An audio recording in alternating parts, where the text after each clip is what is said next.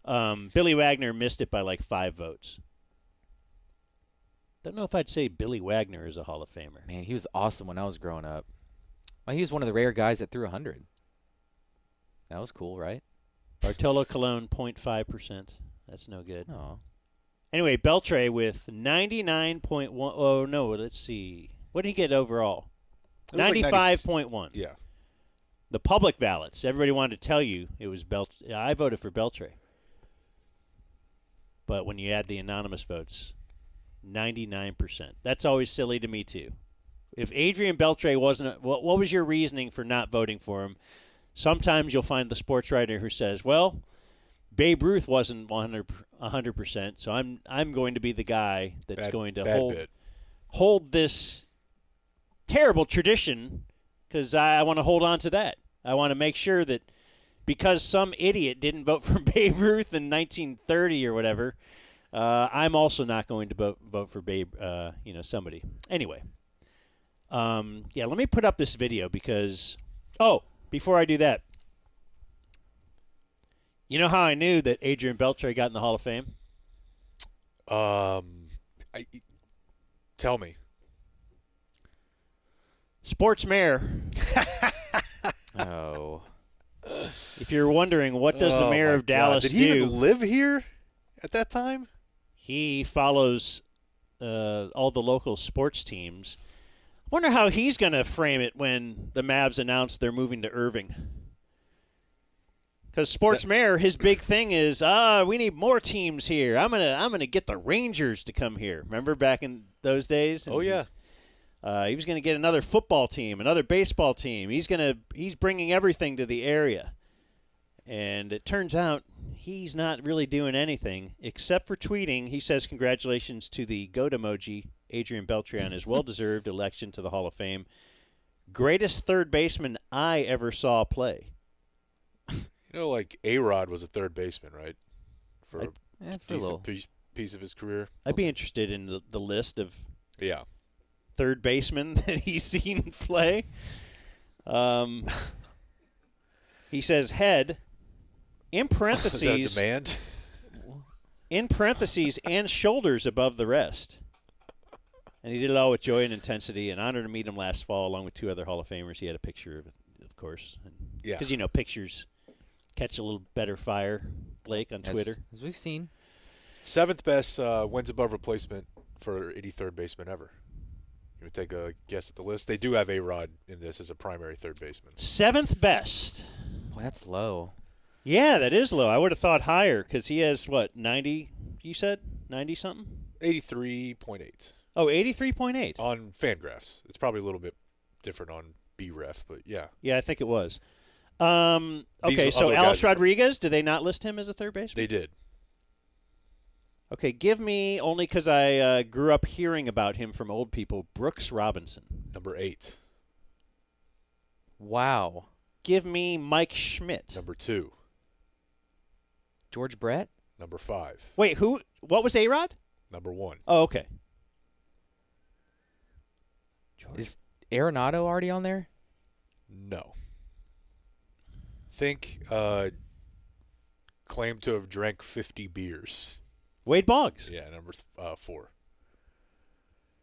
So we're only missing Eddie Matthews, who played in the 50s and 60s. Yeah, I would not have known. Yeah. I know that name, but I wouldn't have known his position. But it's pretty close. I mean, Beltre's not too far behind any of these other guys other than Mike Schmidt and A-Rod.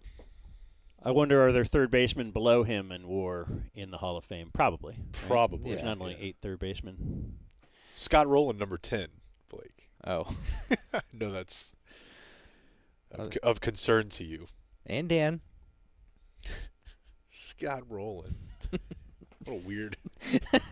What's funny, though. So we can put this video up in the box, too, as we talk about this, because I was watching this last night, and I could turn the audio down or just. Yeah. Anyway, it was a. Let's see the title of it. It was on Twitter, and it was from Baseball History Nut. Okay. Let's see here. Is that what you do every morning? What? Just scroll baseball history. Yeah. And I thought you were laughing at like the things I have bookmarked. No. 'Cause somebody bookmarked Marcus Spears ripping Jerry Jones, and then I thought old intern Marco was talking about the Travis Kelce heart hands, and I thought that could be a topic at some point. Okay. Oh, and then this. Look at that. There's Jake. Post pizza. Jake. That was like days before the official hang zone Yeah, it was pretty close. I think that's what pushed me over the top. launched. Yeah. But yeah, that is Jake trying to eat 3 entire pizzas. Yeah. And I that's still- number 2. He didn't get through number 2. I still maintain that I could do it with thin crust. And here's that iced tea tattoo, the humbling tattoo. But let's get back to this. So this Sure. is Baseball History Nut. Don't think there's ever been a funnier player than Adrian Beltre. And I watched this whole thing last night. And just watching it, I was surprised it didn't end with, when he was standing out of the batter's box and an umpire said, not batter's box, the on-deck circle. Yeah. The umpire's like, you have to stand in the on-deck circle. You have to stand on the thing. And he's like, no, I'm going to stand here. And the umpire, was, more forceful. You have to stand there. And he went to the on-deck circle, which who knew? These things are movable. It's just something you lay on the ground. Yeah. He picked it up, pulled it over to where he was standing, and then stood on that. And he got ejected. That was awesome. I loved every time they did that. That was awesome. But this, just the memories of watching him and Elvis for sure. It was a moment in time. Like Elvis would always get on him about being in his little area. Touching his head. Yeah, they showed some of those things. The touching his head. And it really, I don't know, man. I got so many member berries. There's a bunch of okay, here's one. This is funny. And then it's just how Elvis gets so mad at him. And he's just like the little big brother, brother thing. Yeah. That's exactly what it was. I loved their relationship. And it got me thinking about this time in Ranger baseball. It's boring. It's very successful, but it's boring. Oh, this time. Yeah. That we're watching. Oh, dude. And just how. Like between Wash. Wait, what does he do here? Oh, yeah. He just runs away. Yeah, and I think I brought this up during the World Series run. It was great to watch them win the World Series, but it just wasn't as fun because it wasn't this cast of characters. Because these guys, they made the World Series, and it was fun to do the deer and antlers, and it was fun to just watch their dynamic. But now you just have 2 robots at the top. Complete robots. And it's harder to get as emotionally involved as you were during these times. Yeah, this team right here reminded me of the early Red Sox teams. Not early, but when they Manny finally and, won. Yeah, Damon and Nomar. Yeah. Because think about it, you had a manager who was crazy and smoked during games and would run up and down on the steps. You had Dutch. Napoli is running around shirtless. Yeah. With a cigarette. This one's funny. Look. And he's like, what? All of it. You had you. Yeah. That was a fun dynamic. Yeah. That's what I love so much about that Derek Holland interview we did, is him just telling us stories about this era of you would steal Wash's cigarettes and hide them from him. Who is it? I can't remember, but One of the pitchers. Yeah. But yeah, and if you'll remember, when we signed Beltre, I remember Mike Reiner saying this is not a good signing. I was about to say the exact same thing because I didn't know that much about the history of Adrian Beltre. Because what Elvis is doing right now, Beltre fought a teammate over doing the exact same thing. Yeah, I believe touching his head. Yes. I remember the term locker room cancer. Yeah. Has there ever been a more polar opposite of your scouting report and then what you get? Part of it is that you get older, right? And you get humbled a little bit. Well, you know what? I like this bit. I like when they do bits after a home run. I like when you freeze out a guy. Yeah. You know what? We were just talking about Jason Kidd and the culture, and you're right. I mean, it probably started with Wash, and then you're just team leaders being good, goofy guys. I mean, and that was just that team. That probably started at the top with Wash. Yeah. And I think even JD deserves a lot of credit because he's, Ivy League guy and seems really buttoned up. He's super cool. Like, he's not like a dick. You know what I mean? Mm-hmm. Like, a lot of GMs probably are or feel like they have to be. He was just a great dude. Yeah, I miss it. I'm hoping some of these young dudes they have now maybe are less Seeker, Simeon, Robody. Yeah, I mean, Evan Carter seems fun. Josh Young, possibly. Yeah. Wyatt Langford, if he Yeah. turns out, seems to be a cool guy. But, yeah, I mean, Simeon and Seeger do what they're supposed to and are paid to do on the field. It's just, from a fan perspective, I don't find it as fun as it was when it was Elvis, Beltre, and Josh, and Ian. Oh, yeah. We didn't even mention Ian. Yeah. Yeah, I mean, we had such an emotional connection to that team. Yeah, it was really cool. Like, I really, and maybe because it kind of, a lot of the guys were on the team when it sucked and then it got good. Okay, this is kind of funny because he jogs out of. Oh, he tried to pimp it. Yeah, and it wasn't a home run. And yeah, he's pissed at him when he goes back to the dugout. But that's genuine. Nah, I mean it's part genuine, but yeah, dude, man. I mean, just I would. My thing is my memories of that era. Like, I like that era better than I like this one, and they just won a World Series. Yeah, I think almost everyone would agree with you. And that was All right, look at this. That's why it was so conflicting during the World Series. Is this should be more fun than it is, at least from my perspective. I mean, I know a lot of people around here enjoyed it, and long time coming, and it was something cool to enjoy with like your dad and your grandpa. But I don't know. But it came out of nowhere too. It Yeah. wasn't they reached. I don't know. But think about this. Like, we're watching all these really great memories, and then what we have from the World Series run was Seager hitting a home run and then just like saying, "Let's effing go." Like, that's all the personality we saw from him. I guess we'll never know. Yeah, I was looking at those. So let's look at the rosters again, as you were throwing out a ton of names. But yes, Kinsler, like so colorful. Josh Hamilton, Nelly Cruz, Michael Young. It's time. Remember Michael Young actually, I think, also demanded a trade after they signed Beltre. Yep. It was first Soriano, right? That got him to move. Yeah, but he didn't. Right. Soriano wanted to play second base because he had a better chance of being an all-star at second base. And so Michael Young took one for the team, he said, and went and played the better position. Yeah. He went and played shortstop because Soriano didn't want to. And then when they called up Elvis at the age of 19, I think, right? Yeah. They said to Michael Young, hey, we're going to be moving him. That was when J.D. was pretty early in his tenure, and they had Nolan Ryan.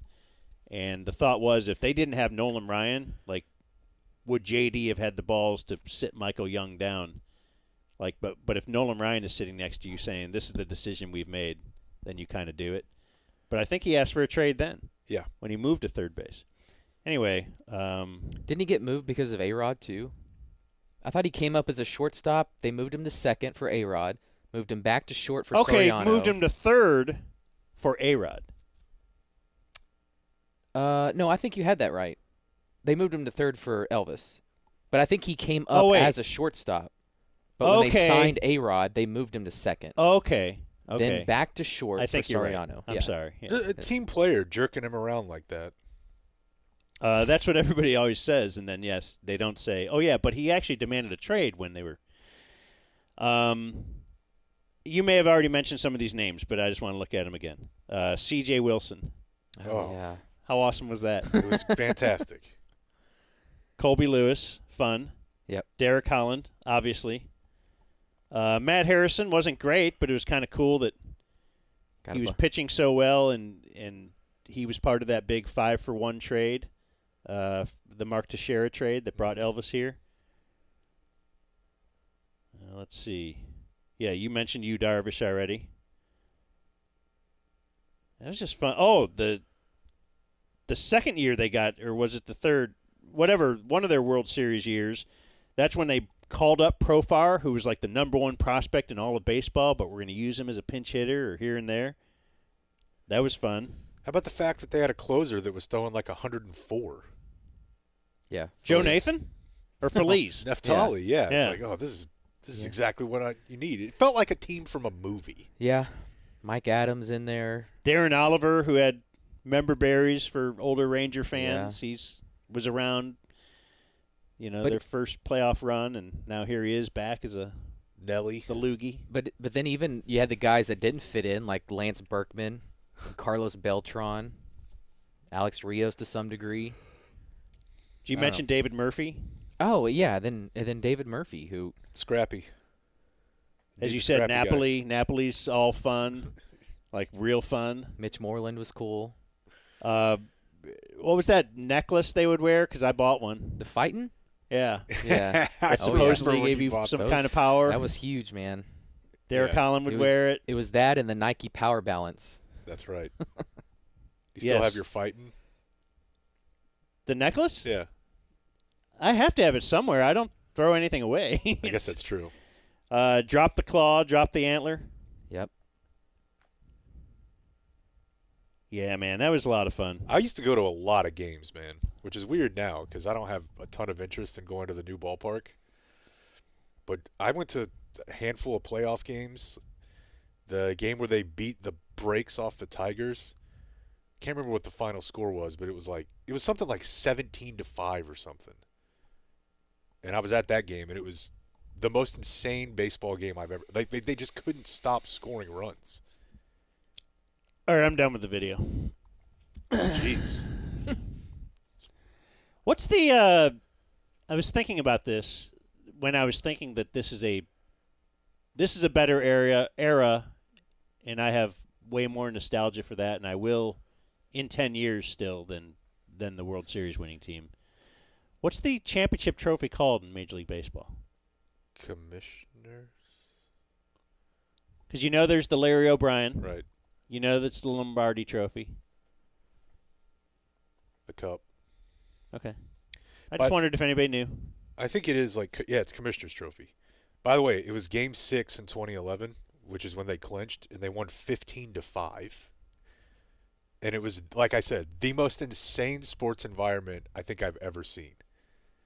There's 51,000, it's packed, and they're just rounding the bases over and over in a, ALCS clinching game. It was awesome. Anyways. You kind of laid out on me a little bit, so I'm not really sure what you want me to do now.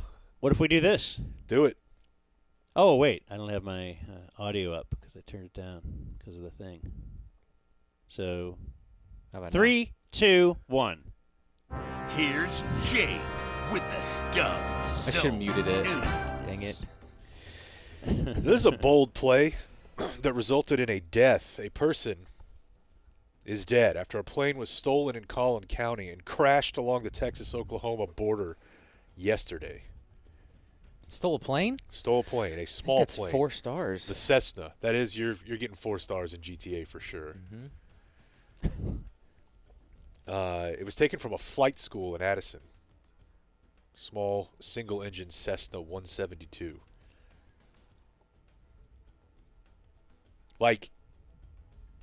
Obviously it didn't work out for this person because they're dead. But you got to be somewhat tactically adept to steal a plane and get it in the air and go 80 miles. Can you steal a plane and get away with it? There's got to be a GPS tracker in every plane. Probably so, yeah. Talk about the FAA. Yeah, I feel like they probably know. Yeah, that's a crime that you could never get away with. Unless you could disable the GPS thing. The black box? That's right. Make the whole plane out of a black box. You could probably, while it's flying, you could maybe parachute out in a remote area or something and just let it crash. Yeah. DB Cooper. Yeah. The guy was in the air for almost an hour and a half. They say he Boy, took what it an at hour and a half that was. 6:55 and it crashed at 8:15. I bet so. It was a 23-year-old man. Like, did he do it to commit suicide? You've seen that happen before. But, like, there's so many easier ways. Yeah. Than having to learn. What do you got to go to a flight simulator for, a year, 2 years? He's I don't know. Not concerned about landing. Yeah. There were other guys who weren't concerned about landing. Yeah. We should learn from them and win football games. At least make it to the divisional round. Yeah. This is a weird story that I can't tell you that I'm totally shocked by, but former Dallas Stars player Mike Ribeiro is about to undergo a trial for sexual assault charges. And this is not the first time he's run into something like this. But yeah, I mean, he definitely seemed like a really sexed up dude. Some people, I think we've said, well, he never raped me. But this one, I think you could see coming. Yeah. Just by some of the comments. He's charged with 2 counts of sexual assault and a third charge of attempted sexual assault. Just because of what he said with me? Yeah, but yeah, that didn't help. I don't watch porn and make it. Yeah, we once asked him. I asked him. Yeah. On the air? What kind of Oh, porn yeah. he watches? Yeah. I can't remember why, but you know how just conversations go sometimes. But he just had a creepy vibe to me. And obviously, has had seemingly issues with alcohol because if you recall, there was that time where he was, blacked out at a sushi restaurant or something in Plano and got in a fight. But, yeah, this most recent one occurred at a lake. Lake Cypress Springs, about 100 miles east of Dallas. And what are we talking here? A couple of different things. Was he watching 2 older ladies go at each other? That doesn't happen at every lake. So he invites this woman out that he met, and she's driving his jet ski. And he's behind her, riding bitch. Mm-hmm. And was apparently very, very drunk and started, feeling up on her, Mm-hmm. under her bathing suit. And she was like, stop, no. And then when they got back to, I guess, a boat, he did it again. Kept slipping. Okay, so here's what happened. Under the things. Kept honking. Here's the thing. Here he goes, folks. My point is, it's hard to judge him, not because you're not the hot guy who has made that move many times, and they've always been receptive and into it. It was always illegal, though. Yes, but I'm just saying, when you grow up and everybody's allowing you to do whatever you want because you're a really good player and you're good looking, and he's a multimillionaire, all that kind of stuff. He's not getting the signals because, and hell, even in your growing up era, you've heard of no means yes, no, it's they're playing hard to get, it's all a game, because many of the time, or probably most of the time before, it's worked out for him, and in the end, they acquiesce to his wishes. Not saying that that's right, but it is. I don't know. So he said to the woman, she testified that when she elbowed him and said stop, he said, "I'm sorry, I'm fucked up." He also sent her a tweet the next day. Said he was sorry? A text. Oh. The next day that said, "I know we were all tipsy yesterday, but I don't have any memory of anything that happened." Let me get the exact. Now, does that get you out? No. Oh. He says, "I know we were all tipsy yesterday, but I have no idea what happened."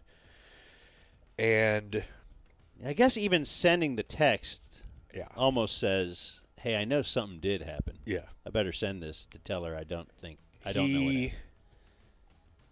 I believe in 2012 maybe. Okay, he was accused in 2015 by a nanny who sued him and his wife, alleging that he had assaulted her in 2012. She was the family's babysitter for the 6 years whenever he played for the Stars. That's why your wife wants you to get an ugly nanny. Probably at least not 18 years old. And she stayed at the house, which I guess is what a nanny does, right? I don't know. I've never actually known anybody with one. Yeah, I don't know. I mean, know we there did- are people who have, like, they'll go on vacation with their nanny. Yeah. You know what? I actually, it's very funny. If you live in somewhat affluent suburb. Yes. Go on. When I would go to Nora's soccer games this year, you could definitely tell who was a nanny. Oh, really? Yeah. I mean, sometimes it was obvious because there were 3 people there. And one of the women would be, like, chasing their other kid around. But sometimes you could tell, like, that's not that kid's mom. And it ain't the stepmom. Like, they would just have the nanny take the kid to soccer. I think. And I'm like, I'm out here freezing my nuts off. Yeah, that's popular. I mean, that's an au pair, right? Someone. I don't really know the difference. Well, I dated one. Okay. And she was here from France, and she lived with the family. And yeah, it was a dad, no mom. Wasn't sure what happened with the mom, but she would take him to school, pick him up from school, take him to soccer, just help out. Is this why you don't want to broadcast from France? Your wife You won't might let run you? into her. No. Yeah. She's like, you're not doesn't- going back there. Wife doesn't know a lot about France girl. Did you ever go over to the house? Yeah, it's weird. Met the dad. Very weird. Did you ever Nope. go over to the house? Sure, but didn't end in that. So Wow. I have so many questions. Like, what do you make? You know? I mean, really, it's a way to just be here. Yeah. You know, you're not making a ton of money, but you're here on a visa and you're technically working. You're paid for like lodging and yeah, that you get a place to stay and you're taken care of, and you should use that opportunity to go to school here and get a degree and kind of made the most of it. what could have been. Yeah. Could we hook up with her if we do go to France? Like all 3 of us at once? No, I don't mean hook up. I Oh. just mean like get her on. We'll talk about what's it like to date Blake. I don't know if she's back over there or not. You don't keep in touch? You're No. definitely still You're not friends Facebook on Facebook. friends? No. You had to scrub it when you got. Yeah. You're- I'm that type. Was she on the gram? She's on the gram. Yeah, I mean, you posted pictures of you and her, but had to get rid of it? No, didn't really get that far. How'd you meet this woman?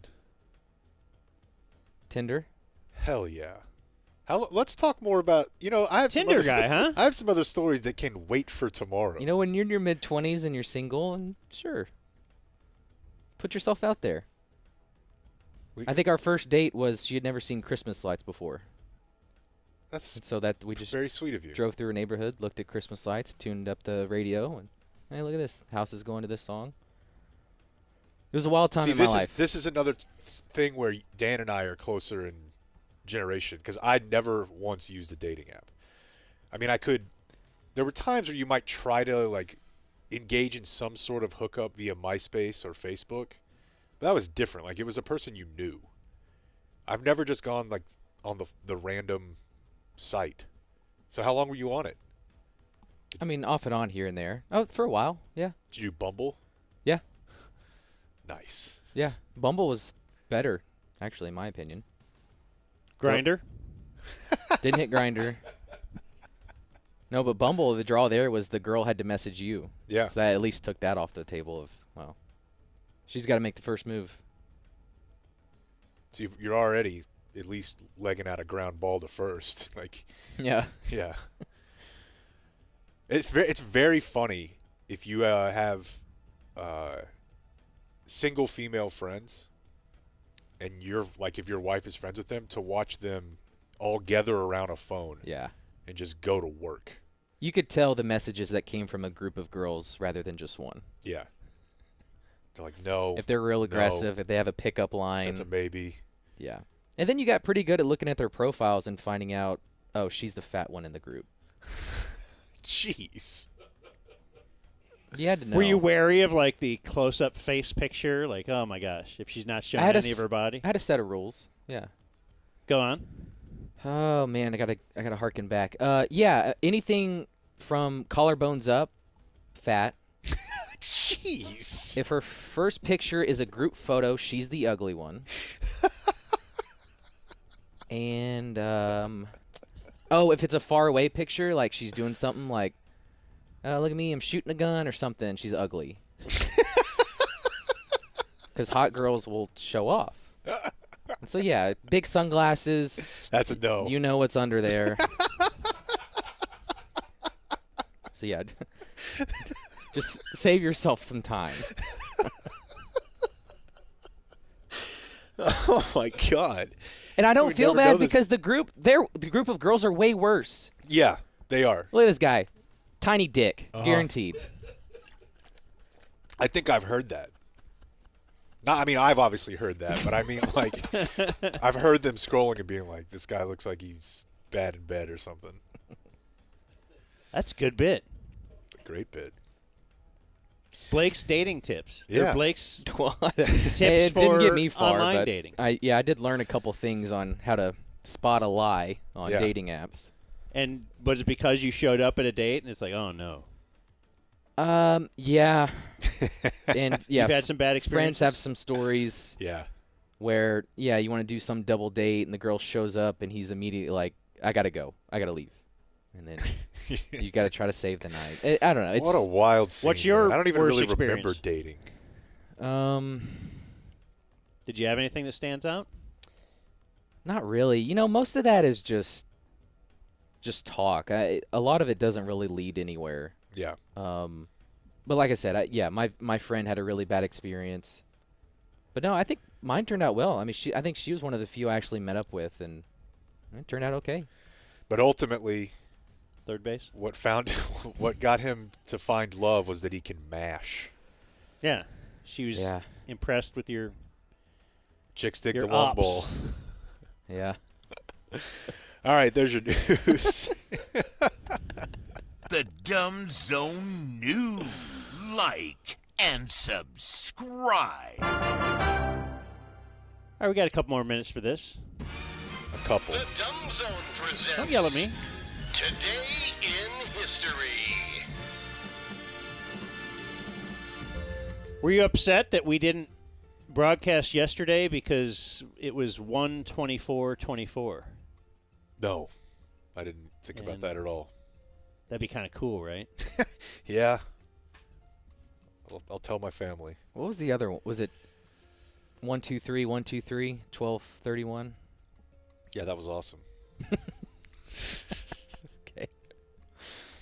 Well, today is 1/25/24. Thursday, January 25th. It's our 104th show. On this date, I don't have a lot of birthdays to get to, but some today in history for you.